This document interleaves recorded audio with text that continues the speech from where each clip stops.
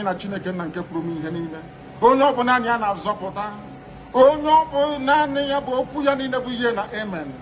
Anyị wee na-asị ezi ebube dị ngọzi na n'ụtụtụ na ịja mma na nsọpụrụ site n'ebighị ebi ma ruo n'ebighị ebi. Ise, ise, ise. Welcome, my amazing viewers. Thank you so much for joining me on my program once again. I appreciate you wherever you are joining from. If you have not subscribed to my channel, please kindly subscribe to my channel. Click the notification bell so that you're notified each time I upload a video. You will be among the first to receive it. Thank you so much and remain blessed. If you are joining me from Africa, Asia, Europe, America, Australia, or any part of the world, I thank you very much for your contribution. Please, each time you watch my video, go to the comment section and put down your comment. That is country. What does the Southeast stand to gain from the PDP presidency? Don't forget that Southeast is usually the traditional base for the PDP. The way it stands, will Peter Obi and Atiku, presidency campaign divide the votes in those lines? These are some of the questions that we'll be asking our guest, who's already seated in the studio with us. I'm talking about former PDP chairman, Anambra State, as well as a political analyst, Chief Dan Ulasi. Good to have you with us. Good morning. Good morning, Chief Dan Ulasi. Before we get into the conversation, let's tell you that a group, the Southeast Young Professionals, is drumming support for Atiku's presidency, and the Southeast Young Professionals has declared their unwavering support for the aspiration of the former Vice President Atiku Abubakar for the 2023 presidency, and the group has maintained that the endorsement of the former President Atiku Abubakar for presidency would be the only condition that will propel youths from the Southeast geopolitical zone to support any candidate from the North. And they were speaking to journalists in Enugu. The release is signed by Honorable Ikena Richard Akuneme. Chief Dan Ulasi, looking at the issues in the Southeast, this endorsement and the political situation concerning the 2023 elections. Good morning, and thanks for having me again. You know, we're at a very critical stage. But in answer to your question, I'm a PDP member and will remain a PDP member. So I appreciate that endorsement. It's positive. Until otherwise stated, it's very positive for us in the Southeast. And like she rightly said, PDP had always been since 1998, 70-80% PDP. And up to now, until recently, I mean, all our governors were PDP until the Imo went over to APC and Ebonyi went over to APC as governors. Not the majority of the people. It has nothing to do with the grassroots support. So I appreciate the endorsement. You know. All right, let's look at the politics there right now. Usually, you know that before the primaries of the party, there were concerns. A lot of PDP members from the southeastern part of the country believed that it was time for the PDP, for the Southeast to have a go at the presidency. That didn't happen. Of course, a lot of support went for former Vice President Atiku Abubakar, and just before that primaries, we saw former Governor Peter Obi leave the party for Labour Party, and this has always made pundits say that because of that situation, the PDP needs to settle with the Southeast. If not, they might lose base there in the 2023 elections. Has the gap been closed?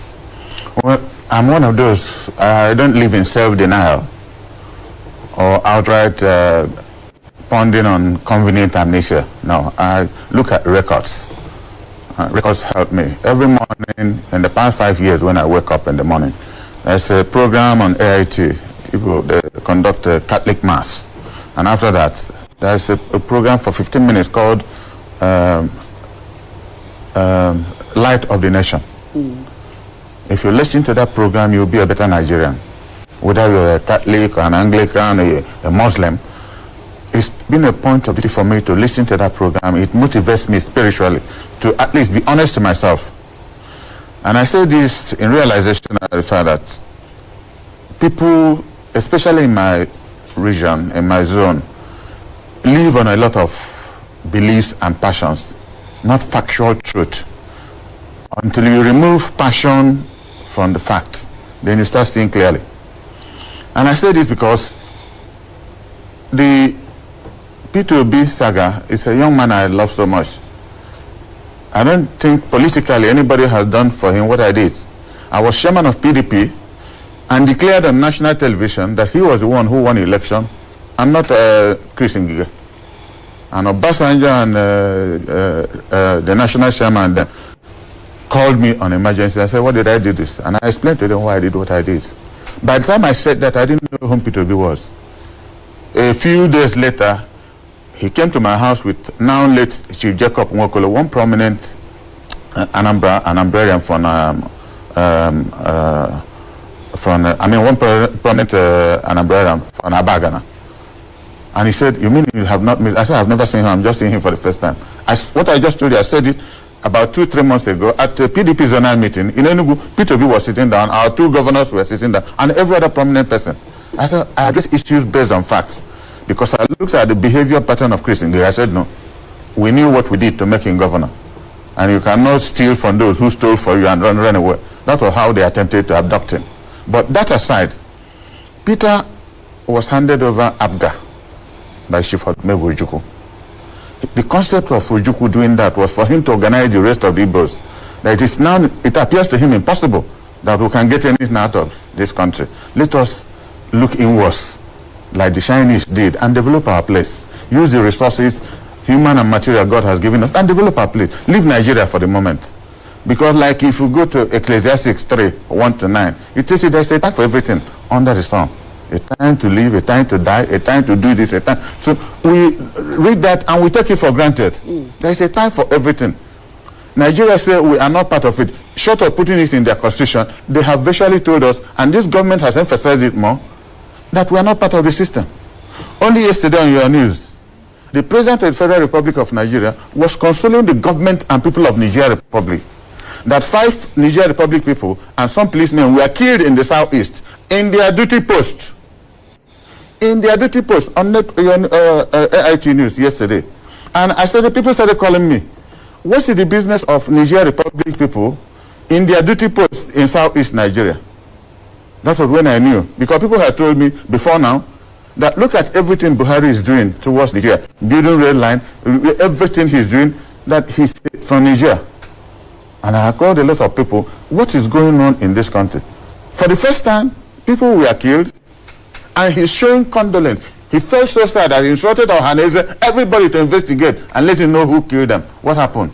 But thousands of people have died in Plateau, in Benue, in Southeast. He has never even offered condolence to any state government about any deaths caused. Well, he does put out statements, Chief Danula. Well, that they're on top of the situation. On top of the situation is not a condolence message. We have seen them on top of every situation. His state, Katsina State is overtaken now with violence. He's on top of the situation. I knew yesterday the senator representing him resigned from APC and joined PDP. He's on top of the situation. So what I'm saying in effect, Peter's presidency, exciting to me because I know him personally. Achievable is what I want him to prove. Because what he's doing now is what he would have done a year ago. And I mean consultation. We have 5 governors, 2 APC governors, 2 PDP governors, and 1 ABGA governor. They all have candidates for the various elections coming up next year. Peter is running for presidency. He now has candidates in all those elections. So people are now asking us, disobedient, where do we stop disobedience? Is it on Peter or on the candidates following him down the line? This is where he now has problem in the southeast. Because if he had had consultation with his colleagues, they would have sat down to say, now, Peter, what is the achievability of what you're looking at? Because of my interest in him, I had to go to the north. I went to the 3 zones in the north. I had the singular privilege with due humility that I have been state chairman of 2 national parties. I did the June 12th election as chairman of NRC in Anambra State. I was chairman of party as Ngige was governor. 2 critical stages in the life of Anambra people. So I went to call all my friends in the north. What is the possibility of my brother becoming president? And they laugh at me. Is it the one people are doing on internet? You win on internet. What did you people do in Osun State? Where they had a candidate who ran for governorship only won his polling booth, lost his ward, lost his local government, not to the rest is history. Does that affect the well, what I'm saying, that is where the sympathy begins. This is an indigent. If they couldn't trust their own son who was running for governor, what's their business with Peter? Because the last program I had here, I warned about Igbo-nizing or Yorubanizing or Fulanizing the process. That is now where we're going to. The Igbo traders in Lagos closed market to register to vote for Peter. Now Yorubas are reorganizing. The Fulani Hausas are reorganizing. That was what I discovered in the north. So, and I was wondering, how then will he win? Assuming he gets most of the vote in the southeast, where will the other votes come to give him 25% in at least 24 states? But how does all of this affect, you know, the ambitions of the PDP candidate, this is what I'm coming to, because I said traditionally, the Southeast has been a PDP stronghold, all true. Now, and Peter, until recently, was the top member of PDP. He was the leader of PDP in Anambra State. And up to now, he's our leader. He hasn't told us that he has left us. He hasn't officially told, at least he hasn't told me. And we haven't nominated a new leader. He's our leader. Even though you see on TV... I see on TV he's running for... He hasn't called me personally, as close as I am with him. He hasn't called me personally. But he did resign. Well, that is his business. There are processes he has to do locally before going national. Because people have suffered for him. People have taken risk on his behalf. With the least we expected him to do is to call us on a meeting. You don't need to offer lunch. And say for reasons 1, 2, 3, 4. Because we started getting worried when Atiku was declaring in Abuja here. He attended the declaration. Not only did he attend, he took up the microphone and said that Atiku was the greatest human being to unite Nigeria. He gave 4 adjectives supporting Atiku. And people started asking me, does he want to be vice presidential candidate again? I said, I don't have an answer. 2 days after, he went and declared his own presidency. Campaign will start next month. I want to, when people ask him, of all the positive adjectives you used on Atiku, how then will you start comparing yourself with him? How then do you start saying you perform better? And when you have said the best things anybody could say about a candidate. In fact, he did the election for Atiku Abubakar. So the danger of what he's doing, if our people are sympathetic to vote for him, is equivalent to voting for Tinubu. Because to touch a core part of PDP, which is the Southeast, and they vote for Peter, and there's no way that vote leads us to victory, it's an advantage to Tinubu to win. Because I don't see the hard points of APC where he's going to touch. First election has happened in Osun, they failed woefully. The votes he will get in Lagos will be called Igbo votes. They might be up to 20-25%. Put the date I'm saying this today and see what the rest of Yorubas will do when election. Because for them now it's turning tribal. Every group is now defending their own people. So if we assume we defend Peter, where will he lead us to? We'll be removed more from the government, we will not be part of the system. But in PDP, not only is Atiku positive for us, he's marrying an Igbo woman, has about 4 or 5 children for him, for her, and we have an Igbo adage, not going your in-law is your God or your chi. That's that once you marry a woman from Igbo land, you're part and parcel of us. And here's a vice presidential candidate, brilliant medical doctor, former senator, Fana Saba, called Igbo boy.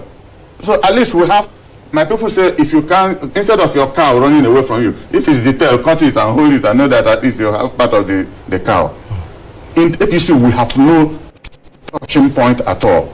But like I said, I spoke with 2 or 3 governors before I came to Abuja yesterday, and I asked them, please, for the sake of our people, call you 5 governors, sit down and call Peter to a meeting. The 5 of you with him. Let him tell you people, there might be things he knows that we don't know. To tell you people how he will use our votes to get votes from other parts of the country to win. And I'm asking our senators, please, 15 of you from the Southeast, call Peter Obi and sit him down. Let him tell us how he's not a personal thing. Presidency is not a local government chairman or running for governor. You are talking of being president of the whole Federal Republic of Nigeria. And your people must be seen to be behind you, seriously, because he's a very competent, credible person. So if there's nothing he's hiding somewhere, so why is he doing this alone? I have not seen one prominent Igbo man, not one, that has joined him either in visiting any states, and he's only visiting PDP governors. I haven't seen him with any APC governor yet. If I'm wrong, I apologize. So one thing is that if that vote will be given, if it is given to him, it's not managed to victory, it becomes a serious detrimental effect to Igbos elsewhere in this country, especially those trading in Alaba market and other markets in Lagos. From all indications, it would seem as if you don't see the chances of Peter Obi becoming president of this country in 2023. He cannot garner the votes needed from other parts of the country. If that is the case, still, if he doesn't step down, or if he doesn't, halt his ambition to become the president, how does this then affect the PDP in the southeastern part of the country? What I'm saying is that PDP did not vote for Atiku. Did not vote for Buhari in 2019. Rivers did not vote for Buhari, but he won the presidency. So it could be, you don't know the level of support the North will give Atiku. And for my visit, and I say it boldly, more than 60% of voters in the North will give it to Atiku. And they have so many reasons. Apart from his academic, educational credentials. Thank you so much for your patience to watch from the beginning to the end. I hope you have learned something from the video you have just watched. The video you have just watched is to bring information to your doorstep and for educational purpose. It is not to demonize anybody. Let us watch continuously and see who can be able to make a sense out of every nonsense we are seeing. We must continue. We move. It doesn't matter what they do. It doesn't matter what they say. They will kill us. We'll kill them. At the end of the day, Biafra is here. Thank you for watching. If you have not subscribed to the channel, please kindly subscribe to the channel. Click the notification bell so that you're notified each time I upload a video. You will be among the first to receive it. Thank you, and remember blessed. Bye-bye. See you again.